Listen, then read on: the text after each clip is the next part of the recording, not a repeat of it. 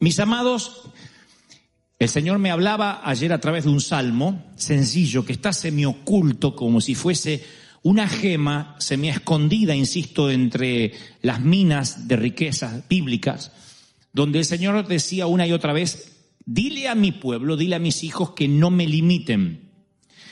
Cuando uno dice no limites a Dios, en términos teológicos o escriturales, se nos ocurre pensar, nadie puede limitar a Dios. Dios es ilimitado, todopoderoso, omnisciente, omnipresente, omnipotente, está en todos lados, todo lo sabe, tiene todo el poder. Sin embargo, el Señor me decía una y otra vez, diles que no me limiten. No está hablando que el Señor necesita tu permiso para hacer algo, pero sí hay cosas que Él no puede hacer en tu vida y se limita la bendición que Él tiene para ti a causa de nuestra incredulidad, a causa de no creer lo que Él podría hacer en nosotros. Cuando no entendemos que nosotros somos los que limitamos a Dios, nosotros somos los que le ponemos límites al poder de Dios, es como que le dejamos toda la responsabilidad a Dios. Por ejemplo, no nos levantamos, ni nos movemos, ni nos molestamos en ir a trabajar, y si nos morimos de hambre y no prosperamos, decimos, bueno, se vea que Dios quiere que yo experimente pobreza para enseñarme humildad. Yo vengo de esas congregaciones, donde había hermanos que eran vagos, y uno le decía, ¿por qué no vas a trabajar? No sé, Dios tal vez quiere que viva por fe. No era vivir por fe, era vivir de vagancia. No quería trabajar, no quería esforzarse, pero él decía como que Dios no le permitía trabajar. Otros decían, si Dios quiere que toque la música, Él va a hacer que yo la toque. Y le decíamos, pero ¿por qué no vas a una academia? ¿Por qué no te consigues un profesor? No, porque si es de Dios que toque, Él me puede dar el talento por la noche y mientras duermo, Dios no es poderoso para hacerlo. El resultado ya se lo imaginan, nunca pudo tocar decentemente. Y cuando agarraba el instrumento decían, pobrecito, déjalo que viva el pobre instrumento porque lo torturaba, no lo tocaba. En ese orden de cosas uno puede enfrentar la vida pensando que todo depende de Dios, que uno no tiene que hacer nada. Bueno, si Dios quiere voy a tener un buen año, si Dios quiere me va a abrir puertas, si Dios quiere me voy a casar. No podemos decir, si Dios quiere Él me la va a mandar a la mujer o al hombre, porque Dios quiere. Hay un libro de principios que dice que si no tienes el don de continencia, es mejor que te busques a alguien para casarte. Pero no dice, tranquilo, tú te quedas en tu casa y yo te la mando, cae por la chimenea durante la Navidad. No dice eso. Sin embargo, creemos que va a caer por la chimenea. Decimos, si Dios no me la manda, ¿qué más puedo hacer? Mucho puedes hacer. Perfumarte, ser caballero, endulzarle los oídos, cantarles canciones románticas, seducirla, entre otras cosas. Todo eso no deja fuera a Dios, porque Dios quiere que te cases. ¿Me explico lo que trato de decir, sí o no? Entonces, hay una unilateralidad de pensar en una teología que si algo malo pasa, es culpa de Dios. Si algo bueno pasa, también tiene que ver con Dios. Y Dios nos dio un libre albedrío de siembra y cosecha de actitudes y consecuencias. Por ejemplo, la India es un país populoso, uno de los más poblados del mundo y un país muy rico en términos, en variedad de recursos naturales, minerales. La India es un país rico, sin embargo es el país que menos prospera. El índice de pobreza cada vez es mayor y no es por la economía, sino por sus creencias, por lo que la India cree, por lo que los hindúes creen. Hay gente que se muere de hambre mientras que la carne anda caminando por las calles. Ellos no tocan a las vacas porque consideran que son seres superiores reencarnados. Y entonces uno puede estar inclusive en las iglesias, en los lugares públicos, en un mercado, y las vacas se pasean, los toros, pero ellos comen carne de menor calidad como perros o cabras, porque dicen que esos son seres inferiores reencarnados, pero no tocan a las vacas. Y el sistema religioso los limita. También creen que cada uno nace en un sistema de casta determinado. Que hay gente que, por ejemplo, nace en una familia pobre y no tiene que hacer nada para cambiar su pobreza. Si trata de hacer algo, intenta hacer algo para cambiar su bienestar personal, podría reencarnarse en el futuro en un insecto, en una hormiga, por no haber aceptado la casta social que les tocó. Esas son algunas de las creencias de los hindúes, y ese sistema de creencias empobreció la nación. La nación es rica, tiene carne vacuna, por ejemplo, pero ellos consideran, insisto, que la vaca posee en su cuerpo cerca de 300 dioses, además de poder ser la reencarnación de la abuela. 300 dioses. Y es increíble verlos como ejemplos, como un país tan rico, de pronto vive pobre porque su mente no les permite acceder a lo que tienen a mano. América Latina es muy similar. Entonces, cuando uno piensa qué es lo que ha sumido en la pobreza a nuestros países, uno inmediatamente empieza a culpar a los gobernadores, a los gobernantes. Y decimos, si sube alguien que quita la pobreza, pero a veces la pobreza está enquistada en la forma de pensar, desde el gobernante hasta el ciudadano. La Biblia dice en Proverbios 23:7 que tal como el hombre piensa, así es él. Nuestra vida va en dirección a nuestros pensamientos. Si queremos cambiar, no debemos orar para que alguien nos regale dinero. La solución es cambiar los límites, la forma de pensar en nuestra mente, porque cuando la mente, como los hindúes o como ciertos países nuestros de donde venimos, está signada, enquistada en la pobreza, aunque estemos rodeados de riqueza, no vamos a poder experimentar lo que Dios tiene. Yo provengo de una iglesia muy legalista en términos doctrinales, a tal punto que si alguien decía, quiero ser abogado, pero vas a tener que defender delincuentes. Así que la abogacía estaba signada a que no podía entrar a la iglesia. Quiero ser arquitecto, ¿para qué? Para construir casas que después se las va a quedar el anticristo. Así que tampoco arquitecto. Quiero ser médico, que no confía en el poder de Dios, que tiene que ser un matasanos. Quiero ser artista, ni se te ocurra en ese ambiente donde están todas las locas y los gays y los abusadores. No, ni se te ocurra. Bailarina, modelo, ¿para qué? Para modelar la ropa que viste el cuerpo inmundo. Lo principal es lo de adentro. Entonces estaba todo lo que olía a mundo, estaba como signado a estar fuera de la iglesia. Ninguno de nosotros, los muchachitos, podíamos soñar ni con ser artistas, ni con ser locutores de radio, porque la radio era el aparato del demonio, la televisión era el cajón del diablo también. Entonces estábamos como afuera de todo, y eso nos signaba a desconectarnos, a no tener conexiones divinas de ningún tipo. O sea, si llegaba un hombre de negocios a la iglesia, se le hacía lo imposible para que abandonara el negocio y se dedicara a vivir por fe. Entonces alguien decía, ¿a qué te dedicas? Y yo me dedico a vender casa. Deje de vender casa y métase en las cosas del Señor, que Cristo viene pronto. El hombre dejaba la compañía, empezaba a morirse de hambre, se le despegaban los zapatos, no tenía ni para desodorante, y ahí era un siervo de Dios. Fíjense que estábamos rodeados de riquezas, pero la creencia hacía que las vacas anduvieran entre nosotros y nos muramos de hambre. Entonces lo peor que nos puede pasar es comenzar este año con una mente cerrada a lo que Dios quiere darte, y que cuando llegues al final de tu vida, los años altos, Dios te diga, yo puse a tu disposición en talentos, en conexiones, en gente que se acercó a ti, todo para que te vaya bien, pero lo desperdiciaste. Pero nunca supiste verlo porque creías que todo era mundo, que todo era pecado, que eso no era de Dios. Y Dios dice, tienes que ampliar la mente, porque tal como piensas es como va a ser tu vida. Hasta ahí, ¿cuántos dicen amén? No limites a Dios. Dice la palabra, porque yo sé los planes que tengo para ti, declara el Señor. Planes de bienestar, no de mal, no de calamidad, para darte un fruto y una esperanza. O sea, Él tiene un plan perfecto para tu vida. No importa si tu llegada al mundo fue prevista por tus padres o no. Dios dice, yo tengo un plan perfecto y no quiero que vivas por debajo del estándar que yo preparé para ti. Pero anoche, ayer a la tarde, mientras que yo escribía este sermón, el Señor me mostraba el Salmo 78:41, en una versión que dice, y el pueblo de Israel volvía y tentaba a Dios, y ponían límite al Santo de Israel.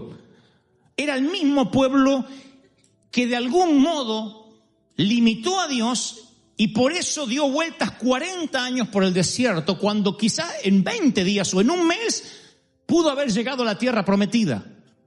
No dice, yo no tenía poder para liberarlos, dice, ellos me ponían límite.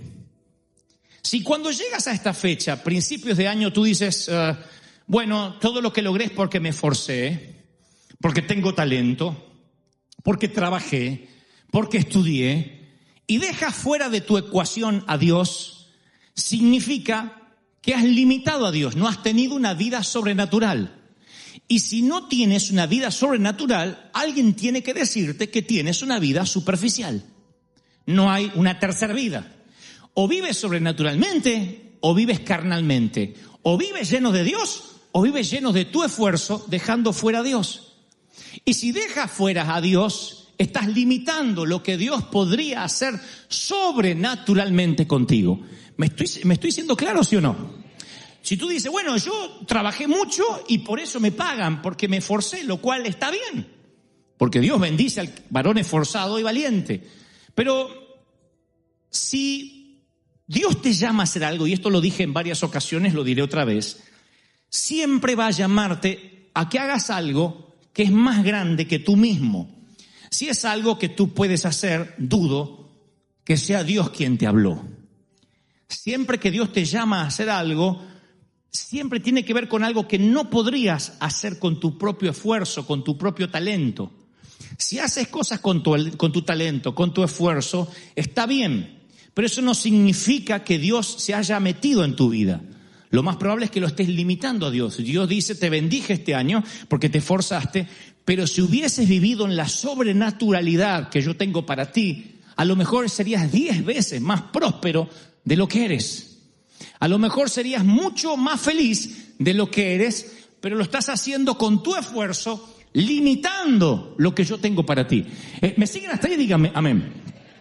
Cuando limitamos a Dios es que lo dejamos fuera. Les pongo un ejemplo. Quien me conoce ahora, a mí, que soy hablador y que me atrevo a cantar y a actuar y me cuelgo de las cosas y hago un montón, dice, qué hombre libre y carismático que nació, desde chiquitito en la cuna andaría haciendo monadas. Sin embargo, los que me conocen de años saben que si no fuese por el toque sobrenatural de Dios, yo hubiese sido un bichito totalmente insociable. No podía hablar. Sé que contarlo ahora pareciera como un cliché. Todos los predicadores dicen eso. De verdad, Dios no me deja mentir. Nunca pude expresarme, nunca pude hablar en público. Por años sufrí bullying toda la adolescencia, toda la juventud. Nunca fui popular. Se me trababan las palabras, tenía problemas de dicción. Estaba condenado a ser una persona condenada, insisto, al ostracismo, a no hablar, a no relacionarse. Pero fue el toque sobrenatural de Dios, la mano de Dios que hizo. No fue mi talento, fue un don del Espíritu, un manto que vino sobre mí, que todo lo que había dentro, como un día dijo la vieja, se destapó y salió. Y eso sobrenatural me ha ayudado a inspirar a otros a poder lograr lo que tienen que lograr en Cristo. Miren, mi pregunta es, ¿puedes reconocer la sobrenaturalidad en tu vida ahora mismo si te lo preguntara? Si te dijera, ¿qué es lo sobrenatural que no podrías hacer? Que tú no eres tan listo para hacer a no ser que sea por Dios. ¿Cuántos podrían responderme? Sí, esto no estaba en mí. No está en mí, nadie me lo enseñó. Vino como un don del Espíritu. Eso es lo que hace que no limites a Dios. Todo el resto no nos diferencia de los mundanos. No nos diferencia de los inconversos. Los inconversos estudian, se preparan, se capacitan, son buenos, mediocres o malos abogados, pero depende de cómo se prepararon. Yo creo en la preparación, yo creo en el estudio, en la intelectualidad, pero es indistinto a que Dios esté limitado o no esté limitado si es que no le das lugar a la sobrenaturalidad divina. ¿Me siguen hasta ahí? Dígame amén. Ahora, si cuando llega el domingo por la tarde, ante la cercanía del lunes estás maldiciendo por la semana que está por comenzar, es porque estás limitando a Dios y no estás viviendo en plenitud el lugar donde por el momento o para siempre Dios te ha puesto. Dios te puso en un lugar. Cuando tú esperas el viernes y te arrastras durante toda la semana esperando el fin de semana, es porque no estás viviendo en el designio de Dios, no estás activando las bendiciones de Dios para tu vida. Así es cuando Dios escucha tu queja.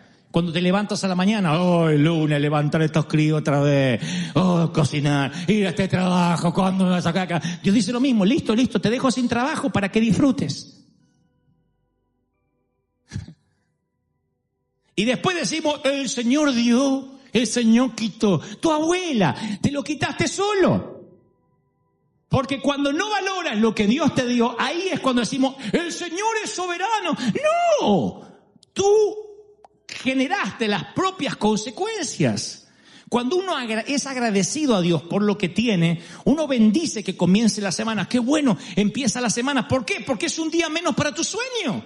Porque cada día te acerca más a tu esperanza. Porque esa luz que estaba allá a lo lejos cada vez está más cerca. Otros dicen, sí, pero ¿y si esa luz es un tren que viene de frente? Porque hay gente así. Miren, no hay nada mejor que estar en el lugar correcto. Estábamos en Bogotá, Colombia, hace unos años y tenía que dar una conferencia por la noche y mi coordinador Sergio me insiste para que vaya a un desayuno de gente de negocios por la mañana. Era un cónclave de médicos. Así que en un momento yo empiezo a hablarles acerca de la vida y cuando termina el desayuno, viene una dama que se acerca llorando y dice, ¿sabe? Anoche por la noche me acosté diciendo, Dios, ¿existes o no existes? Porque gracias a Dios yo soy atea, me dijo. Pero anoche me agarró la duda, sin saber que usted iba a venir. ¿Existes o no existes? Así que me fui a dormir y por la noche sueño con un barco. Era una gran embarcación y ese barco iba destino a un lugar, parecía como un puerto muy bonito y yo estoy en el barco, estoy viéndome ahí y digo, ¿quién me trajo aquí? ¿Hacia dónde vamos? Y siento una voz que dice, busca al capitán, él te hablará de mí, el capitán te llevará a casa. Y cuando busco, estabas tú allí como capitán, me dice. Yo te conocí anoche, en un sueño, antes de verte. Estabas vestido con un traje de capitán blanco, muy elegante y joven, por supuesto, siempre aparezco así en los sueños. En los sueños tengo un arreglo con el Señor de aparecer de 30 y tantos años, siempre. Si sueñas conmigo, tendré 32 años en tu sueño. Así que aparecí con mis 32 años, impecablemente vestido de blanco, me sonreí y le dije, así es, te llevaré a un puerto seguro. Y ella me dijo algo como, dice en el sueño, que me dijo algo, pero tú me llevarás a conocer a Dios. Oh, por supuesto, yo llevo mucha gente hacia Él. Así que ella se despertó diciendo, ¿quién es ese muchacho maravilloso que vi en el sueño? Y luego me ve personalmente y se choquea la mujer y ella estuvo llorando durante todo el desayuno. Y yo tuve la sensación tan grande de paz. No hay mejor sensación que pude haber abortado ese desayuno y no ir. Sin embargo, no hay mejor sensación de saber que Dios arregló una cita para que gente como esa mujer conociera a Dios y yo estaba en el lugar correcto, a la hora indicada, en el sitio oportuno. Ahí es cuando yo sentía que ni siquiera un desayuno deja fuera a Dios. Cuando uno no limita a Dios, vives la sobrenaturalidad de Dios. Y Dios te pone en sitios, en lugares para que gente conozca a Dios a través de ti, porque te pone sobrenaturalmente en tiempo, en espacio, y eres su capitán. ¿Cuántos dicen amén? Es algo maravilloso. Ahora, cuando uno limita a Dios y saca a Dios de la vida, uno inmediatamente se siente fuera de las grandes ligas del Señor. Y Dios dice, yo no quiero que te quedes fuera de lo maravilloso, porque pensamientos de bien tengo para ti, no de mal. Anoten esto para el Twitter. Muchos no permiten que Dios interfiera en lo que ellos creen. Muchos no permiten que Dios interfiera en lo que ellos creen. Y como los hindúes decimos, la vaca es la abuela encarnada y no la comemos. Y baja Dios y dice, cómete un buen churrasco que tu abuela está conmigo. Y tú dices, no, porque cuando como la carne y el chorizo siento que la abuela gime. No, la abuela está conmigo. Y no queremos. Nos cerramos. Y cuando nos cerramos, no nos diferenciamos en nada al inconverso. Es lo que creemos y lo que creemos y lo que creemos. Si algunos los arrestaran por ser cristianos, no habría suficiente evidencia para sentenciarlos. Si te arrestaran por ser cristiano, no habría suficiente evidencia sobrenatural para sentenciarte. Diría, vaya nomás, vaya, usted no se diferencia nada al vecino de al lado. Usted es tan incrédulo como el de al lado. No, pero yo voy a la iglesia. Sí, pero usted no tiene nada sobrenatural. Y la Biblia dice, te pondrá el Señor a la cabeza y no a la cola. Solo estarás encima y no debajo. Si escuchas los mandamientos de tu Dios que te ordeno hoy para que lo guardes cuidadosamente, Deuteronomio 28:13. No dice que no vas a tener malas circunstancias. Dice, aquí vas a estar por encima de las circunstancias. Por encima de la vida natural. ¿Cuántos quieren una vida sobrenatural? Dígame amén. No limites a Dios. Dios dice, estás viviendo pobre porque me estás limitando. Vives infeliz porque me estás limitando. He aquí pensamientos de bien tengo para ti y no de mal. ¿Alguien atrapa esta palabra? Dígame amén. El pensamiento hispano a veces nos limita. Y Dios me dice, tu mente hace que la vaca se pasee y me estés pidiendo carne. Tu mente no va a permitir que mis hijos vivan la prosperidad. Aquí de la cantera mía cortaré las piedras que sostendrán el ministerio, las cruzadas, las misiones. Por eso vamos a misionar. Por eso haremos más superclásicos. Por eso seguiremos predicando. Porque de aquí, dice Dios, yo levantaré los que van a prosperar, bendecir y soltar recursos para las naciones. ¿Cuántos lo creen? Díganme amén. Pero hay que quebrar la mente. Por eso Dios dice, cuando más niño eres, más te puede usar. Porque el niño cree todo. Si a mis hijos, a mi hijita Megan, a nuestra hijita le decimos que puede volar, es capaz de tratar de tirarse de un edificio porque papá se lo dijo. Cuando somos grandes empezamos a razonar. Decimos, no, ¿y qué de la ley de gravedad? Sin embargo, cuando más niño eres, más le crees al Señor.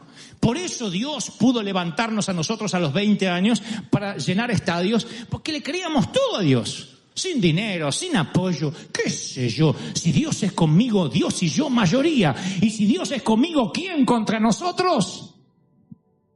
No razonaba como el común de la gente. Mis queridos, tu economía está controlada por la economía del cielo, no por el sistema del mundo. Alguien tiene que decir amén. No importa si las casas bajan, si las casas se desvalorizan, cómo está el mercado, Wall Street, dice el Señor, tú siembras y cosechas. Probadme si yo no abro las ventanas de los cielos. No depende de Bank of America, depende de las ventanas de los cielos. Y las ventanas de los cielos se abren cuando aplicas el principio. Alguien tiene que decir amén. ¡Aleluya! Por eso cuando crees que peor te está yendo es cuando más tienes que incrementar tu siembra. Más le crees a Dios. Cuando peor dice, me está yendo, dice, yo voy a ir por el principio espiritual. Salmo 91 dice, ninguna plaga tocará tu morada. La Biblia tiene soluciones sobrenaturales para tus finanzas. Soluciones sobrenaturales para tu salud. Si tú no las usas, las vacas hacen y tu Señor, dame un bistec argentino, y las vacas se pasean delante tuyo. ¿Están recibiendo esto, sí o no? Mi mamá siempre tuvo una salud muy débil. Siempre. Tuvo cáncer 2 veces, tiene principio de Alzheimer. Y mi papá siempre fue un roble, un alemán, porque los alemanes mueren de pie. Como una vez les conté, la abuela dijo, bueno, me parece que mañana me voy a morir. Así dijo. Y se durmió y se murió. Porque estaba cansada de vivir. Así se mueren los alemanes. Sin embargo, mi mamá, que es inglesa, todos me adjudicaron siempre de que yo tengo la salud de mi mamá. Y te va a agarrar lo de tu mamá, y el cáncer de tu mamá, y te puede agarrar lo de la cabeza de tu mamá. Soy loco como mi mamá, sí, pero no necesariamente tengo los genes de mamá solamente en mi salud. Nadie me ha dicho, vas a heredar los genes fuertes de tu viejo. Me han dicho, y fíjate que a lo mejor no tiene los genes de tu mamá. Entonces, cuando me empieza lo natural a querer limitar lo que Dios quiere hacer conmigo, yo digo, anulo toda maldición que haya en la sangre de la vieja, del viejo, del abuelo, de la abuela, porque Dios dice, aquí te voy a sanar, ninguna plaga tocará tu morada, serás bendito, te pondré por cabeza y no por cola. ¿Cuántos reciben esta bendición? Díganme amén. ¿Cuántos quieren salud sobrenatural? Dígame amén. Prosperidad sobrenatural, dígame amén. ¿Cuántos quieren tener un ministerio sobrenatural? Bueno, ahí ya no dijeron tanto amén. Dígame amén. Sobrenatural. Sobrenatural. No. Sobrenatural. ¿Queremos una iglesia sobrenatural, sí o no? Hoy esta mañana leía que Spurgeon en su momento dijo, yo no quiero ser un pastor común, no quiero ser un pastor mediocre, Yo quiero vivir la sobrenaturalidad de Dios. Y cuando Él se apropió de las bendiciones, activó cosas que no habían ocurrido nunca antes en su ministerio y empieza un mover de Dios. La pregunta es, ¿podemos decir, bueno, a Dios se le antojó visitar a Spurgeon y su ministerio? No, fue Él el que dijo, yo voy a echar mano a lo que Dios me dio. Y no dejó que la vaca se paseara delante suyo y Él pidiendo por comida. El Espíritu Santo me dijo fuertemente ayer por la tarde, dile a mi pueblo que yo les he dado recursos sobrenaturales. Hay conexiones divinas esperando por ti este año. Hay gente que te va a llamar por teléfono.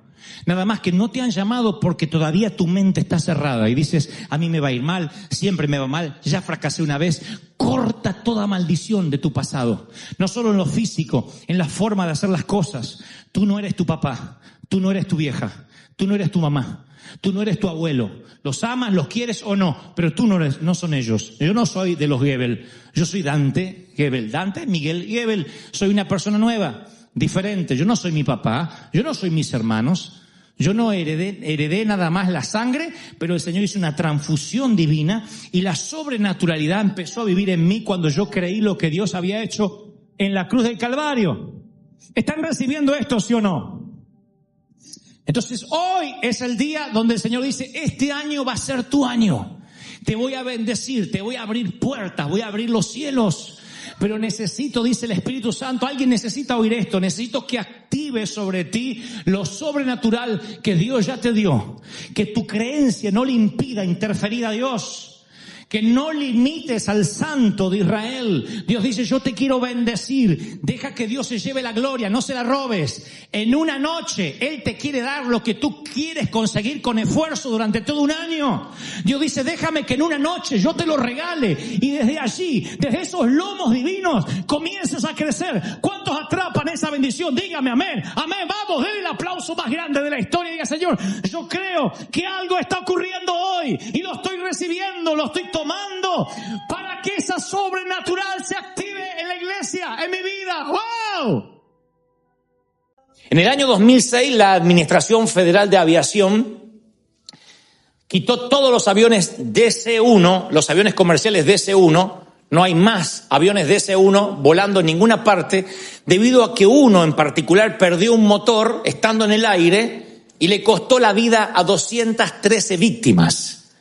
Entonces los peritos llegaron a la conclusión de que esto se debió a solo una cosa, falta de mantenimiento. Cuando empiecen a investigar por qué en el país del control de calidad por excelencia, en los Estados Unidos de América, había aviones que volaban con falta de mantenimiento, llegan a la conclusión de que no lo mantenían porque consideraban o daban por hecho que los aviones eran demasiado modernos. Y que como eran tan modernos y de ultimísima generación, no necesitaban mantenimiento. No necesitaban mecánicos, ingenieros que examinen el motor, las ruedas, todo lo que hace falta para que un avión pueda volar con seguridad. Si esto pasa en líneas aéreas, imagínense cuando se trata de nuestras vidas. Cuando empezamos a volar, se suman nuestras horas de vuelo viviendo y no tenemos mantenimiento. Sí venimos a la iglesia, pero no permitimos que Dios nos examine. Buscamos una palabra que nos ayude, como Dios nos habló el domingo pasado, una tabla que nos mantenga a flote, y luego acampamos en la tabla o acampamos en el bote salvavidas, en lugar de decir, no, yo quiero hacer un mantenimiento. De otro modo me voy a deshidratar espiritualmente. La deshidratación espiritual ocasiona raquitismo, anemia espiritual. Cuando uno se siente con sed de Dios, posiblemente ya es demasiado tarde, dejó de beber. Mi pregunta es, ¿cuánto haces? ¿Cuánto hace que la Biblia no está en tu mesa de luz? ¿Cuánto hace que la palabra no te examina a ti? Porque una cosa es que digas, sí, yo leo la Biblia, pero ¿cuánto hace que no haces como David? Que tomas la Biblia y dices, bueno, voy a leer, a ver qué me dice esta palabra a mí. Y lo lees una y otra vez hasta que te dices, wow, ahora me doy cuenta, esto es lo que tengo que cambiar. La Biblia es como un espejo y nos muestra si hay algo que tenemos que cambiar, si tenemos que redireccionar el destino. Pero en ocasiones la vida nos hace volar tan rápido que nos vamos preocupando, llenándonos de cosas, pensando en las cosas del futuro, y nos olvidamos de tener una dieta balanceada de manera espiritual. Muchos de nosotros a veces escuchamos música romántica, lo que sea que nos guste. Mi pregunta es, ¿cuánto hace que no te pones a escuchar un tema de adoración que te llene, que te den ganas de llorar? Tal vez lo hagas y lo celebro, pero tal vez haya otros que digan, no, yo hace tiempo, la verdad es que yo me subo al auto y ya está la radio prendida y me engancho con las noticias.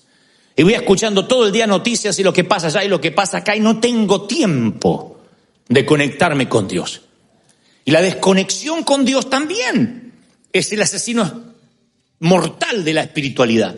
Porque hay momentos que te sientes tan desconectado de Dios que dices, es cierto, yo no estoy haciendo un mantenimiento. Y puede costarme más que las 213 víctimas de estos aviones. Puede costarme el futuro de mis generaciones, las que dependen de mí, de mis hijos, de mis nietos.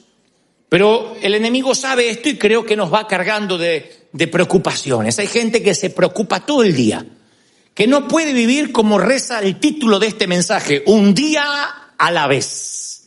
Basta el día con su afán. Lo único que tienes es el día de hoy, tú no tienes el mañana. Tú no puedes celebrar los logros del mañana ni llorar los fracasos del mañana. No puedes vivir llorando los fracasos del pasado ni celebrando los logros del pasado. Lo único que tiene tu jurisdicción es el hoy. Basta el día con su afán. Sin embargo, nosotros nos preocupamos pensando a futuro. Hay de las personas que se viven preocupando y primero se preocupan por los suyos y después se preocupan, dicen, necesito más preocupaciones. ¿Dónde puedo buscar? En el vecino. Y después en los familiares. Y después por Facebook me enteré lo que está haciendo mi cuñada allá tras la frontera. Y nos preocupamos por él. Y está bien preocuparte si es que eso no se transforma en algo cíclico o en algo crónico. El tema es que hay preocupaciones que no son tu responsabilidad. Y no pases por alto esta frase. No todo lo que te preocupa es tu responsabilidad. Tu responsabilidad es aquello que podrías cambiar. Que haciendo una serie de pequeños cambios o grandes cambios podrías revertir. Pero la preocupación de lo que hace tu compadre en Sinaloa, ¿en qué te cambia? No, que me parece que se metió con los narcos y bueno, no es para celebrar. Pero no es tu responsabilidad. Y el mismo proverbista Salomón dice en Proverbios 26:17, meterse en problemas ajenos es como agarrar un perro por las orejas. ¿Agarraron un día un perro por las orejas? Esto es como meterse, Proverbios 26:17, con problemas ajenos. Entonces tú dices, ¿qué hago con lo que me preocupa? Bueno, hay momentos donde Dios dice, a partir de ahora yo me ocupo, déjame a mí. No te preocupes, tú tienes que tener las preocupaciones del día en todo caso. Las que competen a las 24 horas o a las horas que estás despierto. Lee o escucha lo que dice Filipenses capítulo 4, versículo 4, como si lo escucharas o lo leyeras por primera vez, por favor. Alégrense, alégrate siempre en el Señor. Insisto, alégrate siempre. ¿Cuántas veces? Siempre. No a veces si te dan gana cuando no estás estreñido de vientre, no. Siempre. Que tu amabilidad sea evidente ante todos. Dios te exige que te sonrías y que ante todos tu amabilidad sea tu carta de presentación. Es una orden al centro de las emociones. No dice, bueno, si te nace, si te fue bien el día, si la suegra se murió. No, dice, alégrate, es una orden. Alégrate siempre en el Señor. No te inquietes por nada. Esto va para los que tienen hormigas en el cuerpo. No te inquietes. Tranquilo. No te inquietes por nada. Yo podría vivir con ese episodio. No te inquietes. ¿Qué es la inquietud? La inquietud es, estoy preocupado y hasta ni sé por qué, pero tengo un presentimiento de que me voy a preocupar. Eso es. No te inquietes. Presenta en toda ocasión lo que te inquieta a Dios con oración, con ruego, y luego dale gracias. O sea que por anticipado te está diciendo en la carta a Filipenses que cuando le pidas algo a Dios ya le des gracias porque lo va a cumplir. Dale gracias. Y la paz de Dios, miren con qué promesa cierra. Y la paz de Dios que sobrepasa todo entendimiento. O sea, no es la paz que uno cree o concibe humanamente. La paz de decir, quiero estar rodeado de pajaritos, quiero estar en el campo. No, la paz que sobrepasa todo entendimiento es la paz que uno puede tener hasta durante una tormenta, un ciclón. Cuidará tu corazón y tus pensamientos en Cristo Jesús. Magnífica, magnífica exponencia. Tú puedes ir a 1.000.000 de terapeutas y no conseguir mejor consejo que este. No te inquietes por nada. Presenta tus peticiones a Dios. ¿Pero qué hacemos nosotros? Invertimos nuestro tiempo, nuestras emociones, en cosas que no son nuestra responsabilidad. Entonces hoy, esta mañana, vamos a hacer un chequeo espiritual. Una suerte de diagnóstico, pero de mantenimiento. O sea, imagínatelo de esta manera. Si tuvieras solo un mes de vida, ¿las cosas que te preocupan realmente te preocuparían? Te quedan 30 días de vida. A mí si me dicen que me quedan 30 días de vida, que no llego a fin de septiembre, ya mismo empiezo a replantear un montón de cosas. Y posiblemente lo que vaya a hacer hoy o mañana no lo haría. Porque yo todo lo que voy a hacer hoy, mañana y esta semana es creyendo de que voy a vivir muchos años. Hay cosas que a lo mejor me libraría y otras cosas que diría, ¿por qué no soy más libre? ¿Por qué no soy más cauto? ¿Por qué en esto fui demasiado cauto? No sé. Estoy seguro que el organigrama de mi vida tomaría otra manera. Y la tuya también. Tu vida cambiaría diametralmente a como la estás viviendo si supieras que tuvieras 30 días de vida. Especialmente, hoy no estarías preocupado por lo que tu cuñado hace en Culiacán. ¿Se dan cuenta cómo cambian las prioridades? Y cómo nuestras preocupaciones tienen que ver con no saber que solo tenemos un día a la vez. Si solo estás consciente de un día a la vez, traer a colación lo que te preocupa para dentro de 3 meses o el año que viene sería absurdo, casi inmoral. No, es que no sé con quién vamos a pasar la Navidad. Si no va a llegar a la Navidad. Saborear la vida, extraer lo más valioso de cada día, es importante cuando estás consciente de que hoy podrías morir al final del día. Pero como no sabemos cuánto nos queda, lo valioso se vuelve común y lo común se vuelve valioso. Ese es el gran juego de la vida, que no nos damos cuenta. Hace poco yo hablaba con un papá que se está divorciando, separando de su esposa, camino al divorcio. Él es amigo mío y me decía, nos pusimos de acuerdo con mi ex sobre quién va a estar con los hijos tal día, ¿no? Y dice, a mí me tocan tal día, a veces un fin de semana, a veces horas. Y yo me doy cuenta que quiero aprovechar ahora ese tiempo. Entonces, estoy con mi hija, estoy con mi hijo, les hablo. Quiero que esas 3, 4 horitas, ese fin de semana, cuente para ellos. Quiero marcarles recuerdo. Y mi ex hace lo mismo, porque dice, los tengo ahora y los tengo que aprovechar. Y eso está muy bueno, porque mis hijos lo están disfrutando. Dice, nunca tuve un papá tan presente como hasta ahora. Ni una mamá tan presente. Qué lindo que se han divorciado, porque ahora ganamos un papá y ganamos una mamá. Porque cuando estaban juntos nos daban por sentado. Lo valioso era común. Y dice él, yo podía ver a mi hija que estaba con el iPad todo el día y decía, bueno, está ahí. Y yo daba por sentado que estábamos en la misma casa. Y sí, estoy pasando tiempo con ella, pero no había energía, no había calidad. Entonces se me cambiaron los valores. Empecé a darme cuenta que cuando pude haber perdido toda mi familia, ahora tengo que asignarle calidad de tiempo que antes no le asignaba. Entonces uno empieza a darle valor a las preocupaciones que tienen que estar por fuera de nuestro radar. ¿Cuántas veces Dios nos habla lo mismo? Que hay cosas que tienen que volar por fuera de tu radar, que no son tu responsabilidad. Cuando uno comprende eso, le da el valor, cuantifica las cosas como realmente deben ser cuantificadas. Pero claro, las elecciones, cuando uno tiene que elegir, se vuelve mucho más difícil cuando son parecidos. La gente cambia cuando está en plena crisis, en situaciones límite. Entonces la pregunta que tengo es, ¿de verdad te importa que tu vida espiritual esté bien mantenida y tu agua sea potable? Alguien tiene que decirme amén si lo creen de verdad. Entonces vas a tener que aprender como yo a vivir un día a la vez. a no preocuparte por boberías, por tonteras, por cosas que alteran tu ritmo de vida. Vas a tener que decir, bueno, ok, tengo un día a la vez. Y aquí, como estamos haciendo un diagnóstico masivo, ya te pregunté, ¿qué te preocuparía si tuvieras 30 días de vida? Ahora lo que viene es otra pregunta. ¿Cuándo empieza tu día para ti? Piensa. ¿Cuándo comienza tu día? Si esperas que el día empiece a la mañana, lo más probable es que te acuestes preocupado y te levantes preocupado. Entonces dormiste pero no descansaste.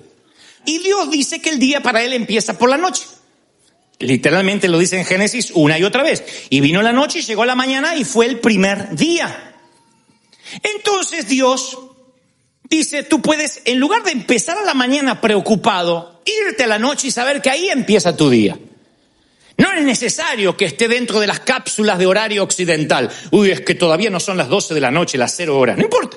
Te va a acostar a las 10, a las 11, a las 9. Tú dices, Señor, en paz me acostaré y asimismo dormiré, porque solo tú me haces estar confiado. Y vas a la noche y dices, Señor, hoy empieza mi día. ¿Cómo empieza mi día? Confiando en ti, descansando. La Biblia está lleno de episodios que mientras que Israel dormía, Dios libraba las batallas por ellos y los vencía e iba contra el enemigo. Entonces yo aprendí a ir y decir, Señor, entrego mi día en tus manos. La noche anterior, porque ahí empieza el día para Dios. Dios no dice, no puedo hacer nada hasta que tú te despiertes. Uy, yo también aprovecho y duermo porque me tienes cansado. Dios sigue trabajando. Las cápsulas de tiempo están hechas para el ser humano, para nosotros. Entonces, cuando tú empiezas, como bíblicamente hay que empezar de noche, comienzas la carrera más temprano que el resto. ¿Por qué Dios lo hizo así? Porque Él sabe que su creación necesita nuevos comienzos. Cuando nos creó, Él sabe que nosotros necesitamos dividir el día en 24 horas, en segmentos de tiempo, en pequeñas cápsulas, en nuevas oportunidades, en nuevos comienzos. Lamentaciones 3:22 dice, el gran amor del Señor nunca se acaba, su compasión nunca se agota, y cada mañana, ¿cada cuánto? Cada mañana se renuevan sus bondades y su fidelidad. O sea que cada mañana dice, vuelve a empezar. A la noche, game over. A la mañana vuelve a empezar. Todas las mañanas es una nueva oportunidad. No, pero ayer, Señor, ayer fue ayer. Prueba otra vez. Esta es la razón que Dios nos da el tiempo en incrementos de 24 horas. Que Dios dice, tu día tiene que comenzar con el descanso. Te da nuevos comienzos. Por la noche hay llanto, por la mañana habrá alegría. Ralph Emerson dijo, cada día acábalo y dalo por terminado. Mi viejo, has hecho lo que podías. Seguramente habrá habido errores y absurdos. Todos hacemos eso en un día común. Olvídalos lo antes posible. Mañana será un nuevo día. Empiézalo bien, con serenidad y con tanto ánimo que no lo empañen las nimiedades del ayer. Cada día basta con su afán. Leí por ahí que los transatlánticos, y se los conté hace unos domingos atrás, los transatlánticos modernos ya nunca naufragarían como el famoso y tristemente célebre Titanic. Puesto que ahora si chocan con un iceberg, el agua entra en diferentes compartimientos que tiene el barco. Y se cierra ese compartimiento dejando allí neutralizada el agua. No llegaría a todo el resto del transatlántico. Y cada día tiene un compartimiento. El día de ayer se terminó. Ciérralo con las inundaciones del ayer. Acuéstate y dile, Señor, hoy empieza un nuevo día. Y cuando te levantes, cree que no va a haber inundación. Aunque ayer la hubo y antes de ayer también, y antes de ayer también. Pero hoy puede ser una diferencia. A veces en una noche el ángel de Jehová trajo victoria a todo Israel. Mientras tú duermes, Dios pelea por ti, por tu promoción, por tus papeles, por tu pareja, por tus hijos, por tu economía. Tienes que creerlo, ¿no? ¿Sí o no? En una granja, en una finca, había un matrimonio que todos los días ordeñaba las vacas y recogía los huevos que ponían sus gallinas y vendían al resto de la comarca. Y venía todo el pueblo a buscar leche y huevos desde muy temprano porque los productos eran muy frescos. Todo casero, como decíamos nosotros. Pero siempre hay una mujer de ciudad que se acuerda por la tarde que no fue a Ralph ni a Bonds, ni a Albertson. Ay, no fui. Y por la tarde iba a buscar y le decía, no le quedó leche, no le quedó huevo. Y los granjeros decían, no, venga mañana que tendré más. Pero ¿cómo? Pero usted tiene que pensar en los que venimos a la tarde también. Sí, pero no tengo más, venga mañana que tendré más.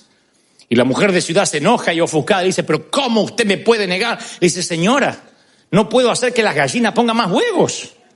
No puedo agarrarla del cuello y que escupa huevos. Ni que la vaca pueda tener leche otra vez.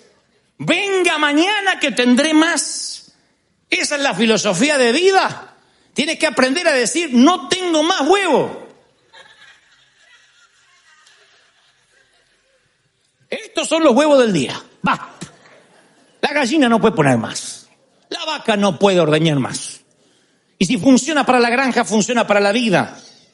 Cuando yo era joven era un dínamo que era energía y energía y energía. Hoy me tengo que reservar la energía. Porque quizás se puede, si no soy cuidadoso y juicioso, mi reserva de energía se puede desperdiciar en actividades que no suman, que me roban tiempo. Los críticos y los que te roban energía son como los pobres, dijo Jesús, siempre lo tendréis con ustedes. Pero no porque sean egoístas o sean malos, sino porque están inmaduros. Hay mucha gente que te absorbe, siempre Dios nos habla de esto. Y no es que sean malas, sino que tienen necesidad. Entonces, tú no puedes dejarle a los demás que digan cuándo es suficiente. Tú tienes que decir, yo tengo un día a la vez, mañana tendré más huevo, hoy ya no. Porque la gente va a querer que tú exprimas a la gallina y que la mates a la gallina. Y si no tienes huevo, dame la gallina. Me como la gallina. Y mañana no hay más huevo para nadie. La gente chupa. Y esto pasa en todos lados. Uno tiene que decir como en la granja. Acuérdese, no tengo más huevo. Ya terminó. La gallina no pone más. Venga mañana que tendré más. Ahora no me da la cabeza. Mañana tendré más. Dios dice lo mismo. Se terminó tu día, a descansar.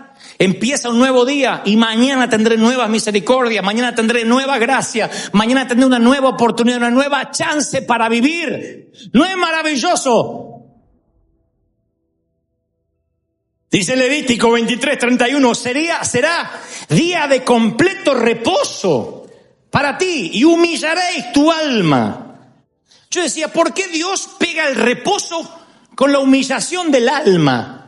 ¿No será que Dios te está diciendo, no eres imprescindible, puedes reposar y yo puedo mantener el cosmos en su lugar sin tu ayuda? Los planetas pueden seguir en su curso, los mares en sus cauces, las montañas niveladas, aunque tú duermas. Pero uno siente ese complejo mesiánico de ser imprescindible. En algún punto nos sentimos el papá imprescindible, el hijo imprescindible. Si yo no me ocupo de mi mamá y mi papá, con mis hermanos, ¿a dónde estaría mi papá? Menos mal que yo estoy en esta familia. Y un día te vas a ir y va a quedar el condenado de tu hermano a cargo de papá. Va a pasar.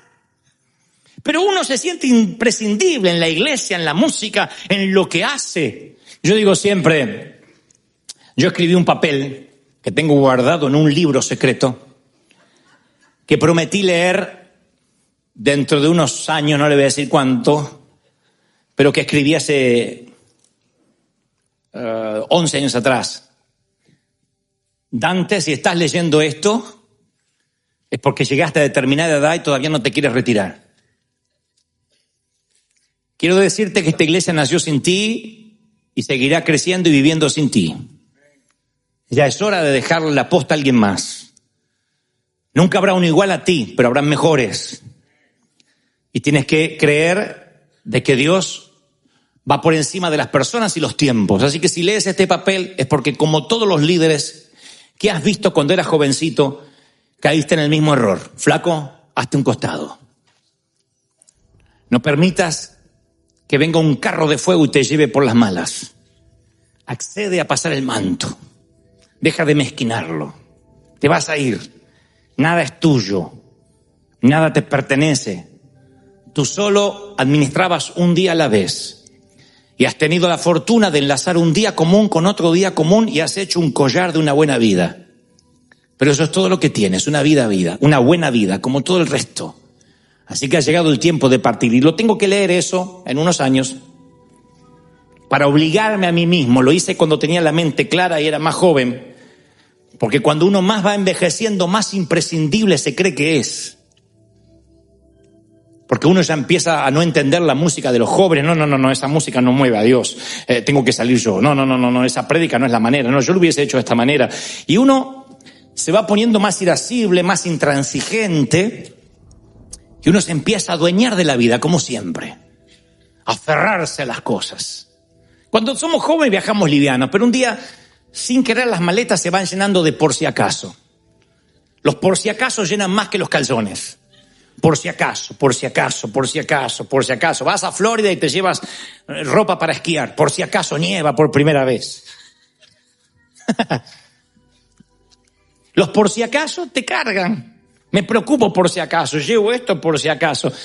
Y la vida es viajar con un carrión o con un bolsito de mano, rápido, que no tengas problemas que te pierdan las maletas, las aerolíneas. Un día a la vez. Es todo lo que tienes.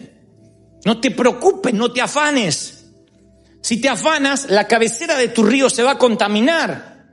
Y en lugar de un perro muerto, hablar una relación muerta, un problema futuro, algo que no pudiste resolver, algo a cuenta de resolver, que va a contaminar tu potabilidad, te va a deshidratar. Y entonces necesitas más que nunca viajar al liviano. Podrías morirte en 30 días. Así que si pudieras volver a vivir otra vez, ¿qué harías? Hazte estas preguntas tan periódicamente lo necesites, hasta tanto entiendas de qué se trata la vida. La vida se trata de los afectos, la vida se trata de lo que sientes, la vida se trata de lo que dices en el día. No puedes poner pausa a tus hijos, como digo siempre, y esperar darles el amor que tenías que darles hoy en 20 años. Es hoy. Y es todo lo que tienes. Alégrate de tu Creador en los días de tu juventud, antes que vengan los días en que digas, no tengo en ellos contentamiento. ¿Por qué no tendrías contentamiento en tus días? Porque en lugar de disfrutar los días que tenías, querías disfrutar los que no llegaron, o los que habían pasado, y el pasado murió mientras dormías, y el futuro no te pertenece. Tu jurisdicción es esta, hoy, con nueva gracia, con nueva misericordia, con un nuevo intento, una nueva vida que te da el juego, aun cuando viste Game Over hace unos momentos. Y ahora tienes una nueva vida, una nueva oportunidad de vivir un día a estrenar. El gran juego de la vida es la energía que inviertes en el tiempo y saber que el tiempo no es acumulativo. Lo que no gastas hoy no te lo llevas a mañana. No puedes juntarlo, no puedes decir, junté 25 años de tiempo. No, lo que se perdió, lo que no usaste, lo que dilapidaste, lo dilapidaste. Solo tienes una cierta cantidad de tiempo que debes saber administrar. Ese es el gran secreto. Y cuando aprendes a vivir un día a la vez, eres sabio. Amas, disfruta amar hoy. ¿Te duele? Que te duela hoy, no te duela mañana. ¿Estás triste? Bueno, tómate un día de tristeza. Todos nos lo merecemos. Pues no pongas cara de la Llorona todos los días.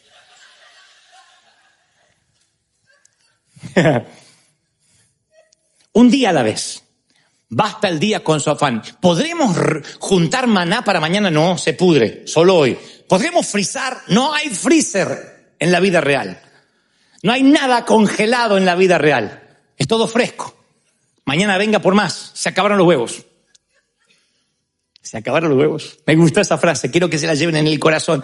Ponte de pie y dile a alguien, se acabaron los huevos por hoy. Vamos, se acabaron los huevos. Nehemías es un libro, no es de los más famosos, de los más populares a la hora de predicar, pero es un modelo, Nehemías, de avivamiento. Recuerden que Nehemías es un hombre de Dios que está reconstruyendo los muros de Jerusalén, los muros de su ciudad que estaban en escombros. Él tiene un llamado especial de reconstrucción. Y ese es su ministerio, su talento, su don. Él está llevando adelante, liderando el proceso de reconstrucción del templo. Y en un momento el Señor les ordena a todos que se alegren, que haya un espíritu de gozo. Esto lo está diciendo Dios. El Señor lo dijo hace años y nos lo dice hoy, puesto que por eso están las Escrituras. Dice, id y comer grosuras, que es como decir comer carne argentina.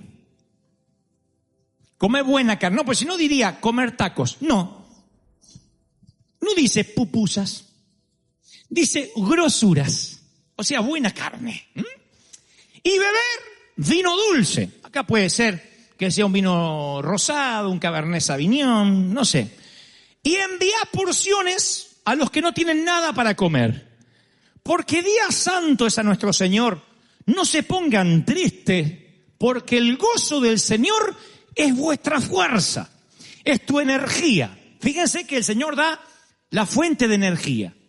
Y te dice cuál es. Te dice que la fuente de energía es el gozo. Es lo que te mantiene enérgico, te mantiene joven, te mantiene vital. Dice, los levitas hacían callar a todo el pueblo, diciendo, callad porque es día santo. Y el Señor decía, no, alégrense. Y todo el pueblo se fue a comer y a beber y a obsequiar porciones, repartiendo comida. Y a gozar de grande alegría, porque habían entendido la palabra que les habían enseñado. Yo leía esto ayer y decía, Señor, ¿qué es lo que me quieres decir? Aparte de la carne argentina que Dios siempre nos habla, ¿no? Y el Señor me decía, nota las órdenes que yo di a mi pueblo. Una de ellas es, comed, bebed, alegraos, dale al que no tiene de comer. Los levitas decían, no, quédense callados, porque no hagan mucho alboroto, no hagan bulla, porque Dios es un Dios santo. Y Dios dice, no, yo quiero que hagan algarabía, que beban, que coman, que disfruten, que celebren, que le den porciones a los que no tienen con grande alegría, porque eso hace un pueblo que entienden la palabra que les fue enseñada. Luego, la Biblia narra que había otro gozo en el pueblo, y era el pueblo que celebraba alrededor del becerro de oro. Y el Señor dice, hay que conocer, hay que tener discernimiento para saber la diferencia entre el verdadero gozo y el regocijo carnal. Porque Moisés desciende del monte de estar con el Señor y dice que veía un pueblo que gritaba, había alaridos fuertes, no era voz de alarido de débiles, dice la palabra en Éxodo 32:18, sino voz de cantar oigo yo.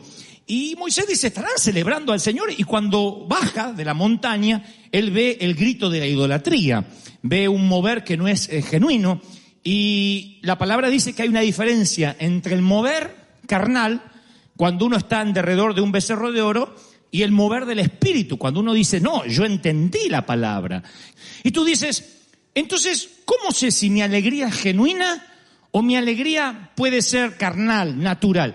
Y este es el secreto. Yo quiero hablarles durante poquitos instantes lo que yo considero la felicidad de no tener nada.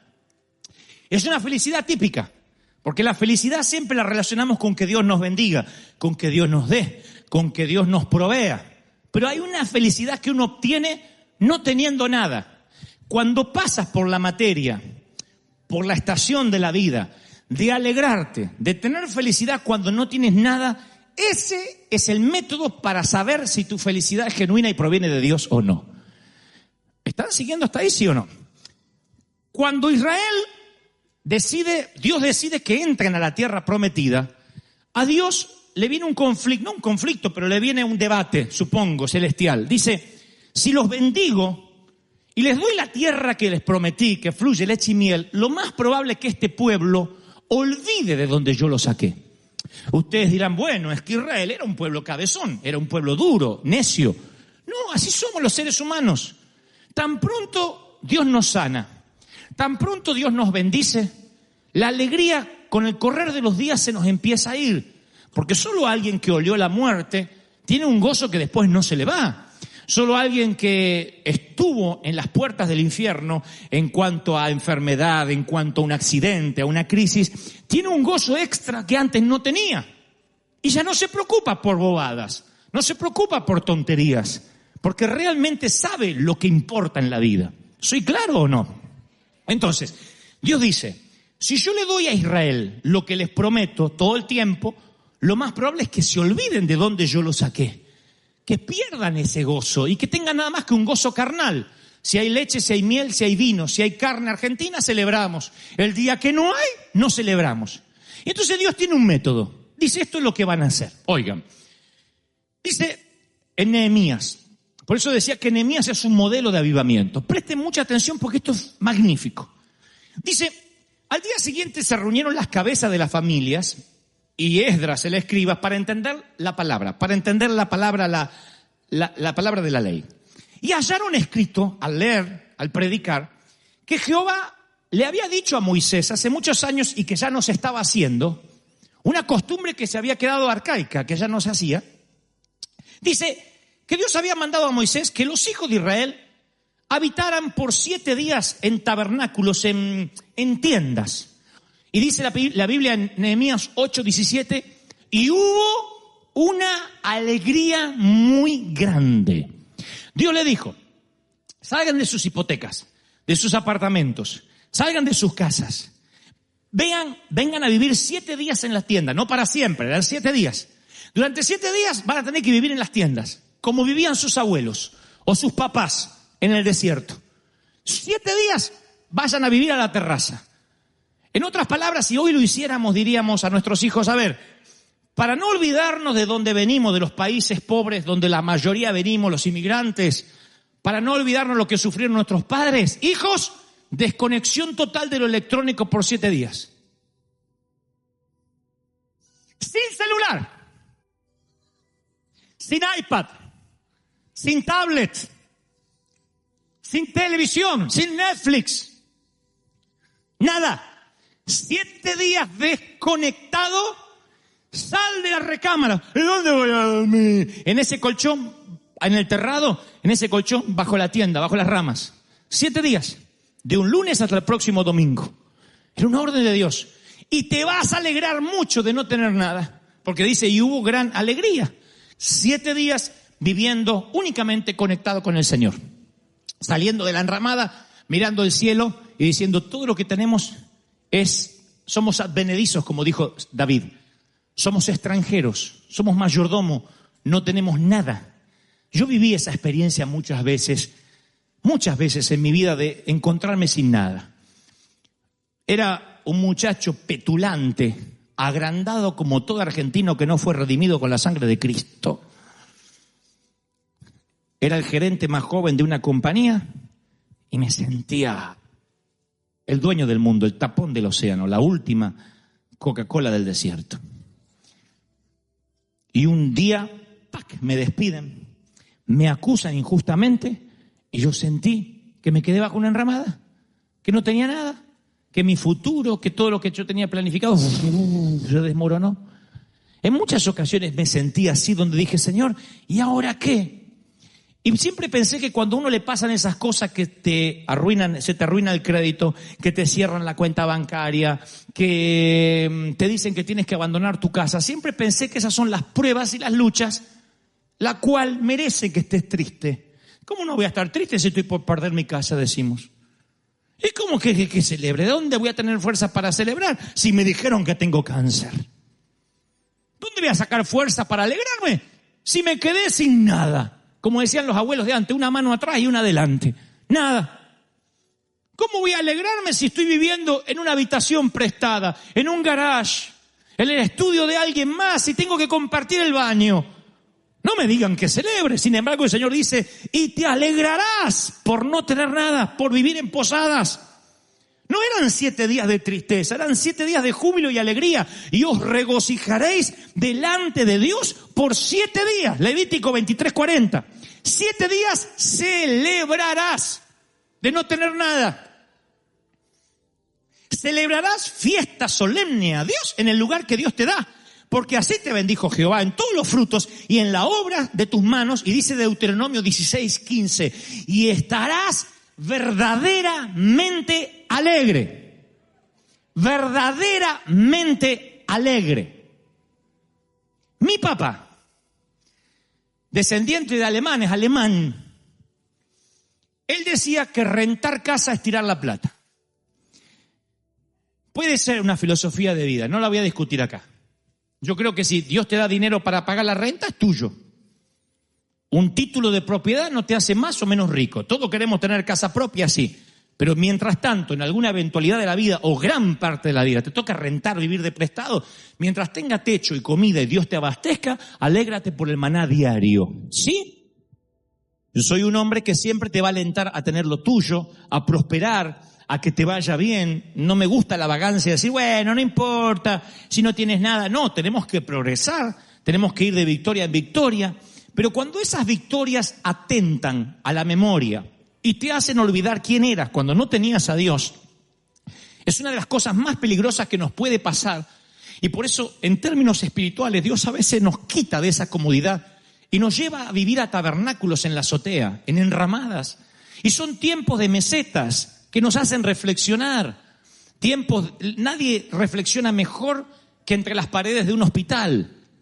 Nadie reflexiona mejor que recorriendo la grama de un cementerio. Es allí cuando nos empezamos a cuestionar cosas de la vida. Si no, el tedio, la rutina, nos envuelve de manera tal que nos olvidamos por qué estamos viviendo. Trabajamos, pagamos deuda, trabajamos, pagamos deuda, vamos de vacaciones y después necesitamos vacaciones para recuperarnos del cansancio de las vacaciones, porque venimos más cansados que cuando nos fuimos. ¿Por qué? Porque de pronto el tedio de la prosperidad nos hace olvidar lo que realmente vale la pena. Dice la palabra que los 7 días de la azotea o de estar bajo una enramada tipificaban 70 años del lapso de la vida humana. Era el método de Dios para recordarles a todos que la vida es temporal. Y conforme ellos iban mirando la enramada y veían que las ramas se marchitaban, eso los hacía pensar en el deterioro de la vida, de la salud, de la fortaleza, porque Dios quería que sus mentes y sus corazones estuviesen puestos en la eternidad. David era multimillonario, el rey David. Era uno de los reyes más millonarios que jamás tuvo la historia. Sin embargo, él dice, porque forastero fui, soy advenedizo. Advenedizo significa extranjero, inmigrante de por vida, de paso. Él sentía que aunque era rico, él estaba de paso, porque había entendido lo que era la eternidad. Por la fe, Abraham, siendo llamado, salió del lugar que había tenido como herencia, sin saber por dónde iba.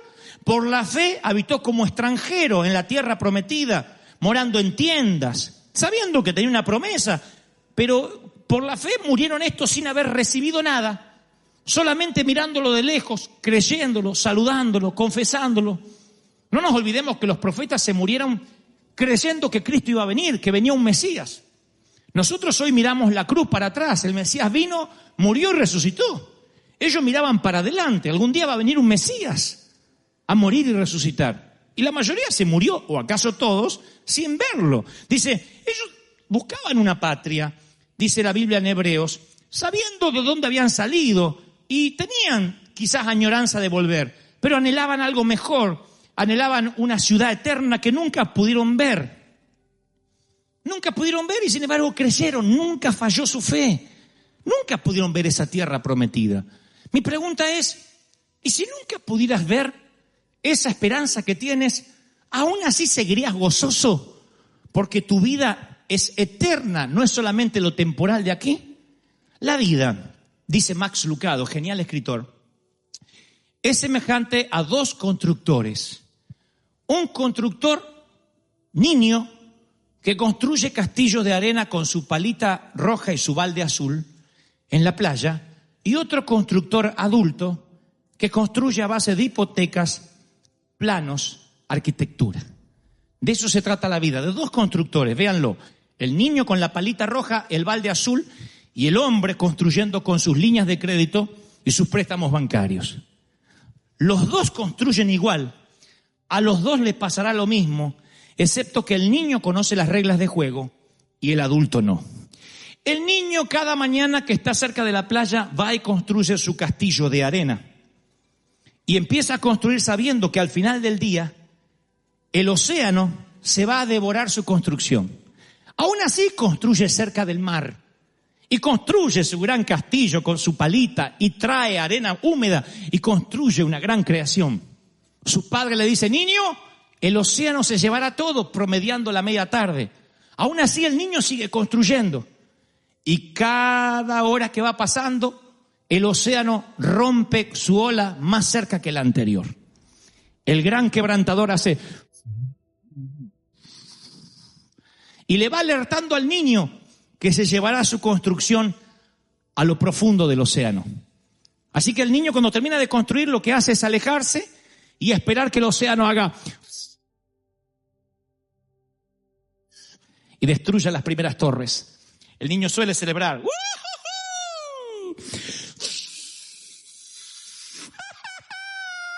ahora se lleva la torre más grande.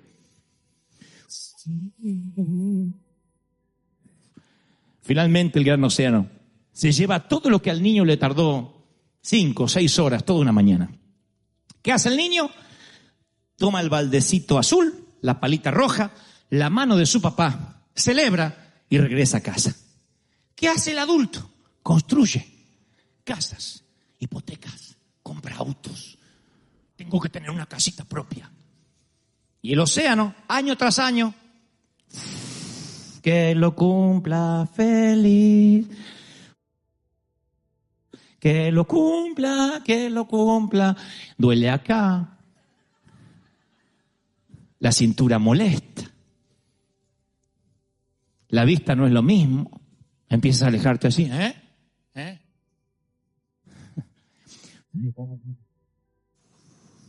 La vejez nunca llega sin avisar. La vejez es digna. Avisa año tras año y te dice, el océano se llevará todo lo que estás construyendo. Y eso no es para deprimirte. Eso es para saber que nada te pertenece. ¿Qué hace el adulto cuando finalmente el océano hace? Señor, tiene cáncer. Queda con puñados de arena mojada, maldiciendo el océano. ¿Por qué? Porque no sabía la regla de juego. Porque como el niño debiste haber aprendido que el océano se llevará todo lo que construyas. Eso es la vida. ¿Qué es la vida? Como neblina que aparece por la mañana y se disipa por la tarde. Eso es la vida, la